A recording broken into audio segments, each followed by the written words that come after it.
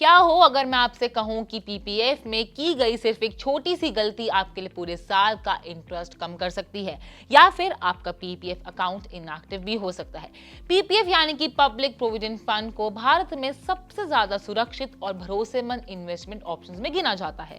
इसमें सरकार की सुरक्षा, टैक्स बेनिफिट और लंबे समय तक कंपाउंडिंग का फायदा मिलता है। फिलहाल पीपीएफ पर 7.1% का सालाना इंटरेस्ट दिया जा रहा है। सबसे खास बात यह है कि इसमें इन्वेस्टमेंट, मिलने वाला इंटरेस्ट और मैच्योरिटी पर मिलने वाला रकम तीनों टैक्स फ्री होती है। लेकिन सिर्फ पीपीएफ अकाउंट खोलना काफी नहीं है। अगर आप कुछ जरूरी नियमों को नजरअंदाज करते हैं तो आपका रिटर्न कम भी हो सकता है और कई फायदे भी प्रभावित हो सकते हैं। आइए जानते हैं पीपीएफ इन्वेस्टर्स की 5 बड़ी गलतियां।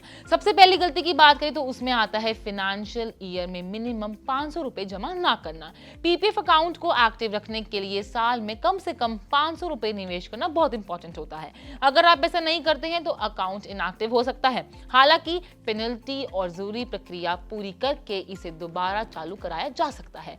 दूसरी और सबसे आम गलती जो आजकल हर कोई करता है, महीने की 5 तारीख के बाद पैसा जमा करना। पीपीएफ में मंथली इंटरेस्ट की कैलकुलेशन हर महीने की 5 तारीख के आधार पर होती है।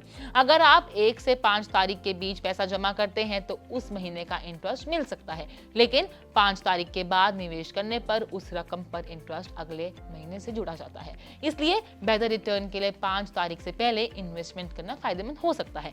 तीसरी बड़ी गलती होती है फाइनेंशियल ईयर में 1.5 लाख से ज्यादा जमा करना। पीपीएफ में सालाना इन्वेस्टमेंट लिमिट 1.5 लाख है। इससे ज्यादा जमा की गई रकम पर इंटरेस्ट और टैक्स बेनिफिट नहीं मिलता है।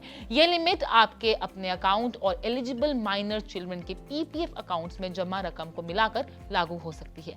चौथी गलती की बात करें तो उसमें आता है अपने नाम पर एक से ज्यादा पीपीएफ अकाउंट खोलना। अगर हम नियमों की माने तो उनके अनुसार एक व्यक्ति अपने नाम पर सिर्फ एक पीपीएफ अकाउंट रख सकता है।